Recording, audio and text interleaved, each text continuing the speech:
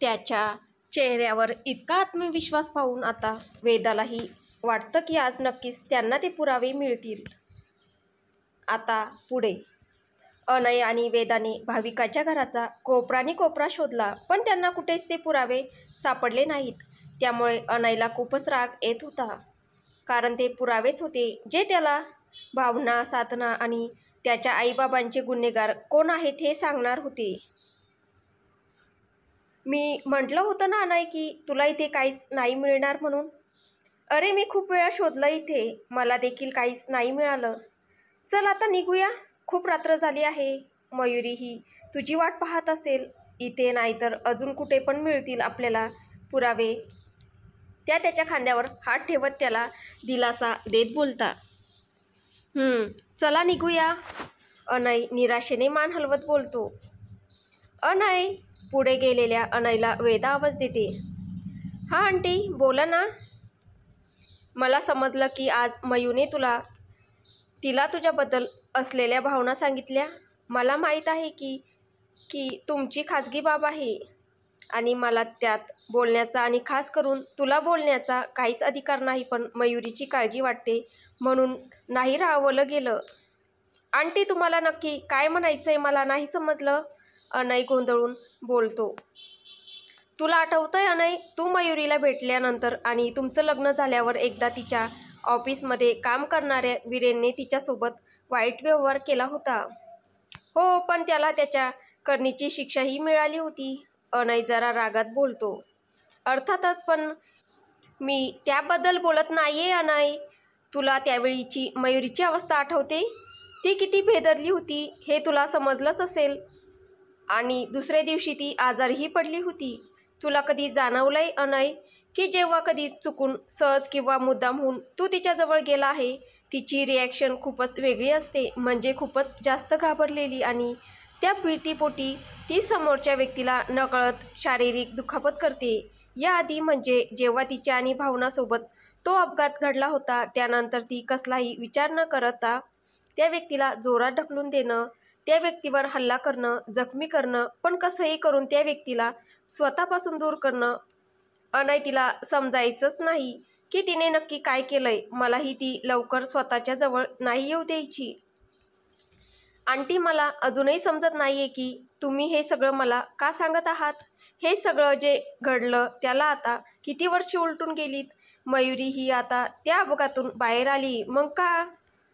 कारण याआधीचं ठीक होतं, पण आता जेव्हा तुम्हाला दोघांनाही एकमेकांबद्दल असलेल्या भावना माहीत आहे, तेव्हा बरेचसे असे प्रसंग येतील जेव्हा तुम्ही एकमेकांच्या खूप जवळ असाल, आणि अशा वेळी चुकून मयुरीची मनातील ती भीती बाहेर आली आणि तिने तुला काही केलं तर मला बस इतकंच वाटतं की त्यावेळी तू तिच्याबद्दल गैरसमज नको करून घ्यायला.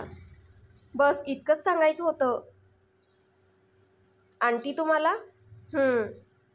आंटी, मी मयुरीवर प्रेम करतो आणि मला हेही माहीत आहे की तीही माझ्यावर प्रेम करते. बस मला अजून काहीच नकोय.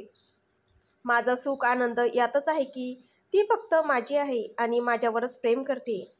आंटी, मी प्रेम तिच्या शरीरावर नाही तर मनावर करतो. तिच्यावरचं प्रेम व्यक्त करण्यासाठी मला तिच्याशी शारीरिक जवळीक करायची गरज नाही.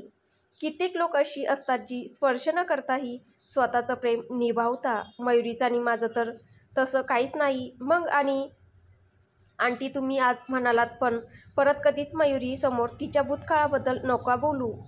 मला तिला त्या सगळ्यातून बाहेर काढायचंय. मला तिचा वर्तमान आणि भविष्य सुखकर करायचं आहे. त्यात तिच्या भूतकाळाची इतकेसे नगभर सुद्धा पडसाद पडलेले नकोय. बस. सुरुवातीला नरम असलेला अनयचा स्वर नंतर जरा रागीट झाला होता आणि हे वेदालाही जाणवलं. अजून एक आंटी, या घराच्या तुमच्याजवळ असलेल्या की मला द्या. मी रोज इथे येऊन पुराव्यांचा शोध घेणार आहे.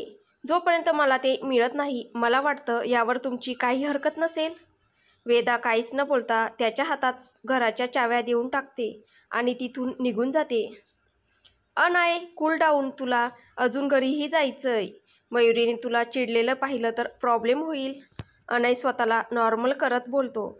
त्याला वेदाचा राग नव्हता आला, त्याला राग या गोष्टीचा आला होता की वेदाने पुन्हा मयुरीच्या भूतकाळाच्या त्याच्या मनावर झालेल्या जखमांची खपली उकरून काढली होतीच, पण सोबतच आज त्यांच्या पदरी आलेल्या निराशेने त्या जखमेला कुरेदण्याचं काम केलं होतं, ज्यामुळे प्रयत्न करूनही त्याचा राग शांत होत नव्हता. शेवटचा उपाय म्हणून त्याने मयुरीने त्याच्या गळ्यात घातलेल्या लॉकेटमधलं पेंडंट हातात धरलं आणि मयुरीला आठवायला लागला. तिचा हसरा चेहरा नजरेसमोर आणण्याचा प्रयत्न करू लागला. नकळत त्याच्याकडून त्या पेंडंटवर असलेल्या त्या फुलांवर दाब पडला आणि त्या पेंडंटच्या अगदी टोकाला असलेला एक तुकडा गळून पडला. जसं अनयला जाणवलं की काहीतरी त्याच्या हातातून गळून त्याच्या पायावर पडलंय, त्याने लगेच डोळे उघडले. त्याचं लक्ष त्याच्या पायाजवळ गेलं तर तिथे एक चौकोनी आकाराची छोटीशी पट्टी पडलेली दिसते. अनय ती हातात घेऊन तिचं निरीक्षण करायला लागला. त्याने ती पट्टी कसली आहे हे शोधायला म्हणून आजूबाजूला पाहायला लागला. तोच त्याचं लक्ष समोरच्या मोठ्या आरशात दिसणाऱ्या त्याच्या प्रतिबिंबाकडे गेलं तर त्याच्या गळ्यातल्या चेनमध्ये एक पेन ड्राईव्ह लटकत होता. अनयने ती चेन गळ्यातून काढून ते पेंडंट हातात घेतलं. त्याच्या दुसऱ्या हातात असलेल्या तो तुकडा त्याच पेंडंटचा होता.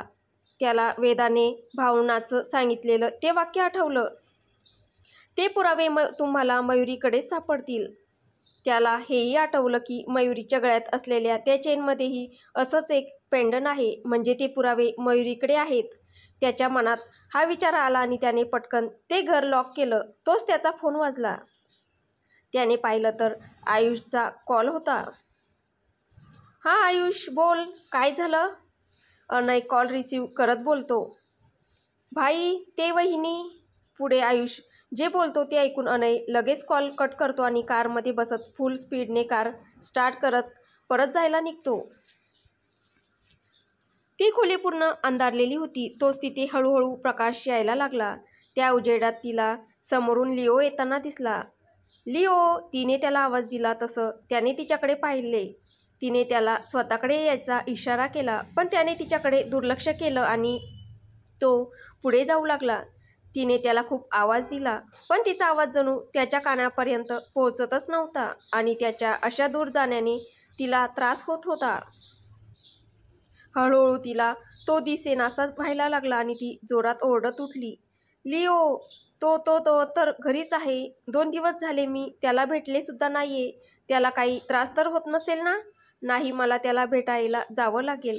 ती कसलाही विचार न करता घाईतच उठली आणि रूम बाहेर गेली. आयुषचा फोन आल्यावर अनयने फुल स्पीडमध्ये कार पळवली. तो काहीच वेळात देसाई मेन्शन समोर होता. त्याने कार पार्क केली आणि पटकन आत आला तर समोरच दद्दू सोफ्यावर टेन्शनमध्ये बसलेले होते, तर आयुष कुणाशी तरी फोनवर बोलत होता. तोही खूपच जास्त टेन्शनमध्ये दिसत होता. दद्दू, मयुरी कुठे गेली? कशी गेली? तुम्ही दोघे इथेच होता ना? मग अनय रामजवळ येत त्यांना विचारतो. मयुरी घरातून कुठेतरी निघून गेली हे ऐकून तोही खूप जास्त घाबरलेला होता. मी फक्त औषध घेण्यासाठी रूममध्ये गेलेलो, तेवढ्यात हे सगळं घडलं. दद्दू हताश होऊन बोलता. आणि आयू, तो कुठे होता? तो असताना मयुरी बाहेर कशी गेली? भाई, ते रमेश काका स्लिप होऊन किचनमध्ये पडले तर मी फक्त 5 मिनिटासाठी तिकडे गेलो आणि आय एम सॉरी भाई. आयुष रडक्या स्वरात बोलतो. तोही मयुरीला घेऊन खूप काळजीत होता. त्यात त्याला दद्दूकडून मयुरीचा फास्ट कळल्यावर तर तो अजूनच हळवा झाला होता. तू तिच्या पातळीवर असलेल्या गार्डला कॉल केला? अनय आयुषला जवळ आलेलं पाहून विचारतो. हो, मी ट्राय केला पण त्यांचा नंबर नाही लागते. डोंट वरी, मी तिचा नंबर ट्रेस करतो. अनय त्या दोघांना आणि स्वतःलाही धीर देत बोलतो. तो त्याच्या फोनमध्ये तिचा नंबर ट्रेस करायला लागतो. त्याला तिची रनिंग लोकेशन दिसते. तसं तो बाहेर जायला लागतो. भाई, काय झालं? मिळाली का वहिनी? आणि मिळाली असेल तर मलाही यायचंय तुझ्यासोबत तिला आणायला. आयुष जाणाऱ्या अनयच्या समोर येत बोलतो. आयू, तू थांब इथे, मी येतो मयुरीला घेऊन. नाही बाई, मीही येणार. ठीक आहे, चल. अनय आयुष ऐकत नाहीये आणि त्याला मयुरीकडे जायला उशीर होतोय हे पाहून शेवटी हो बोलतो. ते दोघेही मग मयुरीच्या ती जात असलेल्या लोकेशनकडे जायला लागतात. भाई, वहिनी तर आपल्या त्या घरी. आयुष लोकेशन पाहत बोलतो. तसं अनय कारचा स्पीड वाढवतो. त्याला आता माहीत होतं की मयुरी कुठे जाते, तेव्हा त्याला तिच्या आधी तिथे पोहोचायचे होतं. त्याने शॉर्टकट्स घेत घेत त्याची कार त्यांच्या त्या नेहमीच्या फ्लॅटसमोरच्या रोडच्या पलीकडे थांबवली. तोच त्याला एक टॅक्सी तिथे थांबलेली दिसली आणि त्या पाठोपाठ त्यातून बाहेर येणारी मयुरीही. भाई, वहिनी, आयुष कारमधून बाहेर पडायला लागतो. तोच अनय त्याचा हात धरून त्याला थांबवत नाही म्हणून मान हलवतो. पण भाई, वहिनी, आयुष काहीतरी बोलण्याचा प्रयत्न करतो, पण अनय त्याला गप्प करतो. मला तिच्या इतक्या घाईने इथे येण्याचं कारण जाणून घ्यायचंय.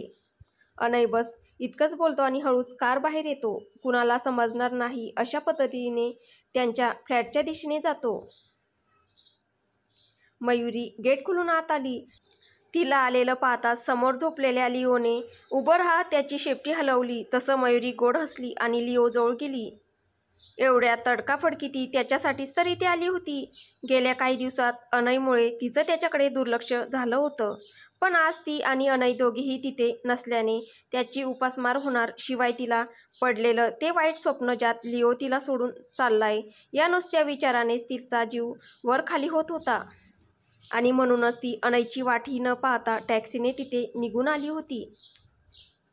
ती पटकन त्याच्याजवळ गेली, त्याच्या डोक्यावरून हात फिरवला आणि अनयने त्याच्यासाठी बनवलेल्या छोट्या घराच्या बाजूलाच त्याच्या जेवणाचं सामान ठेवण्यासाठी एक कपाट केलेलं होतं. त्यातून एक पॅकेट काढून त्यातील वस्तू तिने लिओच्या समोर ठेवलेल्या प्लेटमध्ये टाकली. लिओ आज जरा थकलेला वाटला तिला, कारण त्याच्या खाण्याचा वेगही नेहमीपेक्षा मंदावलेला होता. मयुरीने कमरेत वाकून लिओला मिठी मारली आणि त्याच्या गळ्यात हात टाकून तिथेच खाली त्याच्याजवळ बसली. अनय लांबून हे सगळं पाहत होता. त्याला खरं तर मयुरीचा राग आलेला की तिने कसलाही विचार न करता ती घरातून निघून गेली. पण जेव्हा त्याला हे समजलं की ती लिओसाठी काळजीत होती आणि म्हणूनच ती इतक्या घाईने कसलाही विचार न करता इकडे निघून आली होती. लिओ, तुला माहीत आहे आज मी खूप खुश झाले आहे, पण त्या आनंदात मी तुझ्याबद्दल विसरूनच गेले होते. सॉरी, मला माफ करशील? ती तशीच बसल्या जागी त्याला परत एकदा मिठीत मारते. चुकून तिचा हात त्याच्या पोटावर जातो आणि तिला ती जागा ओली लागते आणि सोबतच तिच्या हाताला काहीतरी चिकट द्रव्य लागतं. म्हणून ती तिचा हात उजेडात घेऊन पाहते तर तो द्रव्य पदार्थ लाल रंगाचा असतो, म्हणजे रक्त. आ, नकळत मयुरी ओरडते आणि त्याच वेळी लिओ तिच्याजवळ शांतपणे झोपून जातो. लिओ, मयुरी त्याला हलवत बोलते. तिचं ओरडणं ऐकून अनयही तिच्याजवळ आलेला असतो, तर आयुषी कारमधून बाहेर येत त्या दोघांकडे जायला लागतो. लिओ, लिओ, उठ ना प्लीज, मयुरी रडतच बोलते. पण तो जणू खूपच गाढ झोपेत असावा, ज्यामुळे त्याला तिचा आवाज देण्याने काहीच फरक पडत नव्हता. मयुरी, काय झालं? तू का ओरडलीस आता? अनय रडणाऱ्या तिच्याजवळ जात बोलतो. अनय, अनय, हे पहा ना, लिओला लागलंय, रक्त येतंय, पण तो उठत नाहीये. तू बोल ना त्याला. मयुरी, शांत हो, आपण त्याला हॉस्पिटलला नेऊ, तो ठीक होईल. अनय बोलतच असतो तोच आयुषी तिथे येतो. तो झोपलेल्या लिओला पलटवत टॉर्चच्या उजेडात त्याला निरखून पाहायला लागतो. त्याला जाणवतं की त्याचे म्हणजे लिओचे श्वास थांबले. तसं त्याचा हात थरथरायला लागतो. अनय, चल ना, आपण त्याला हॉस्पिटलला नेऊ प्लीज, तो ठीक झाला पाहिजे रे, नाहीतर तू चल ना प्लीज. ती रडत त्याला विनवणी करत बोलते. हो हो, आपण नेऊया त्याला, तू नको काळजी करूस.